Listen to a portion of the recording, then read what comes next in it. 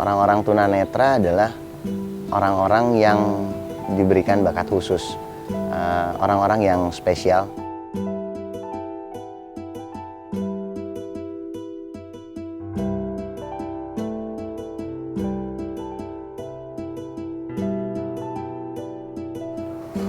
Mereka juga orang yang sama seperti kita, ada di lingkungan kita. Mereka orang-orang yang semangat, mereka orang-orang yang terus tersenyum. Mereka sama sekali nggak ada ngeluh karena mereka nggak bisa ngelihat. Kekurangan mereka itu mereka gunakan sebagai penyemangat hidup mereka.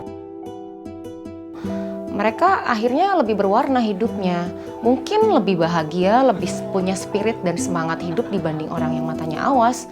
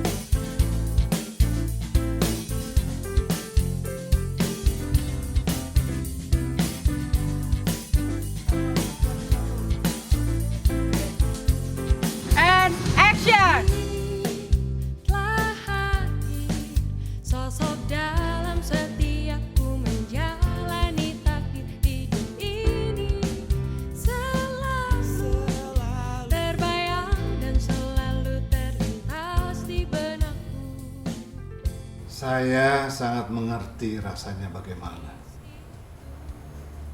Saya juga seperti kamu, dulu pernah bisa melihat sebelum kemudian semuanya jadi gelap. Belum pernah ada film Indonesia yang membahas tuntas tentang tunanetra. Ada banyak hal yang mungkin kita sebagai orang awas tidak tahu bagaimana kehidupan mereka. Mereka sekolah, mereka belajar, mereka dengan keluarganya, dengan teman-temannya, apa aja kegiatannya. Mungkin itu yang menjadi niat pertama saya ketika membuat film tentang tunanetra.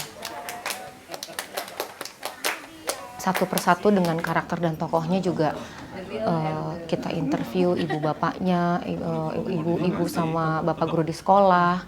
Jadi memang ada banyak tahapan ketika membuat karakter Jingga, Marun, Nila, Magenta, Pak Kirmizi, kemudian ibu, bapak. Itu pun berdasarkan realitas aslinya. Tokoh-tokohnya ada gitu, cuman mungkin agak sedikit dibikin fiksi gitu.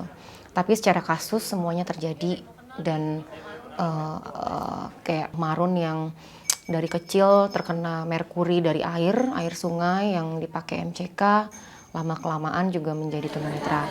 Sobari ada yang mau ketemu nih, Sobari. Sobari ada siapa? Ini Natali, Nadila. Nggak mau ya? Sini. Sobari. Nggak apa-apa. Sini, nggak apa-apa.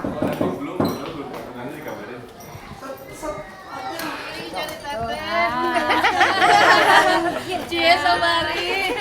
Nggak boleh kasar tuh. Tokoh aslinya Marun loh. Iya, nggak boleh kasar. Gimana? Kamu tadi di kelas aku lihat main wayang. Baik. Oh, Kamar Genta tuh kasih. Kamar Genta kasih.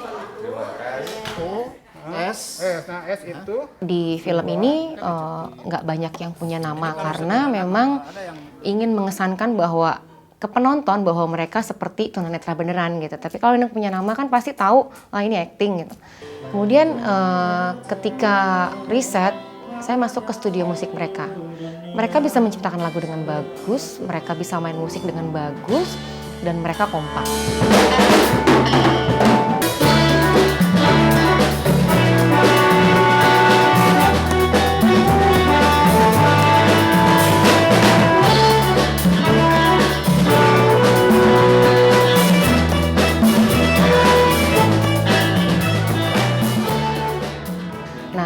pemain ini memang kita seleksi benar.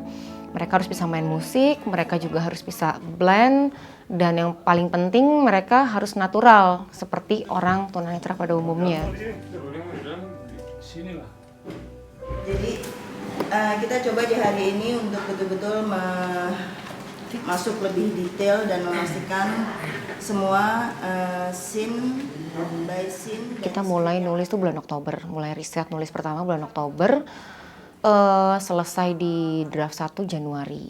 Kemudian masih belum sempurna, Februari, Maret itu masih pengolahan karena masih ada banyak hal yang dibongkar pasang, ini mesti masuk, ini mesti keluar. Jadi prosesnya emang agak lama karena harus sesimpel mungkin, seriang mungkin.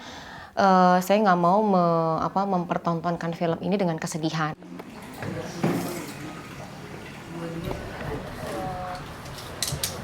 Biasanya dia kan arah kaki nih, kanan, kiri, kanan, kiri sama selebar kaki. Nah, terus kalau misalnya ada benda di kanan, misalnya dia gini kan pasti kan bisa bersama. Ya. Bisa di sebelahnya, bisa di belakangnya agak jauh, terus jalan dia sendiri. Ya, jadi kamu latihannya coba ini tekan. 2 hari ini, hampir 3 hari di Bandung, masa-masa persiapan untuk film Jingga.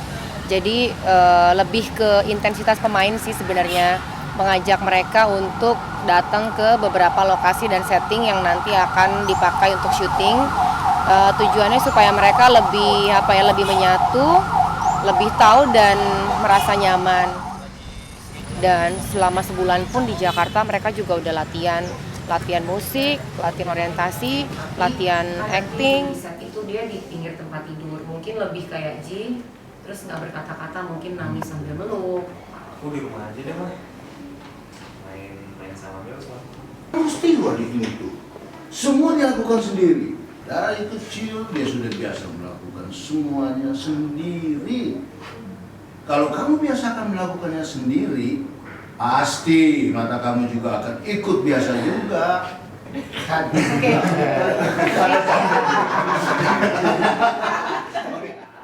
Pertama kali dapat skrip Jingga dan akhirnya gue membaca itu sama teman-teman, sama Bang Aji, sama acting coach. Itu di situ gue langsung inget musisi-musisi tunanetra juga kayak Ray Charles atau Stevie Wonder.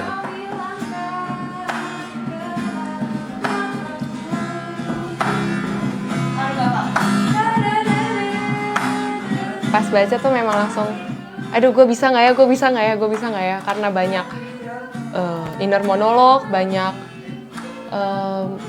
ya hal-hal yang baru yang belum pernah gue temuin sebelumnya. Dan beratnya itu adalah ketika kita berakting harus merubah kondisi fisik ya, karena di sini perannya sebagai tunanetra gitu.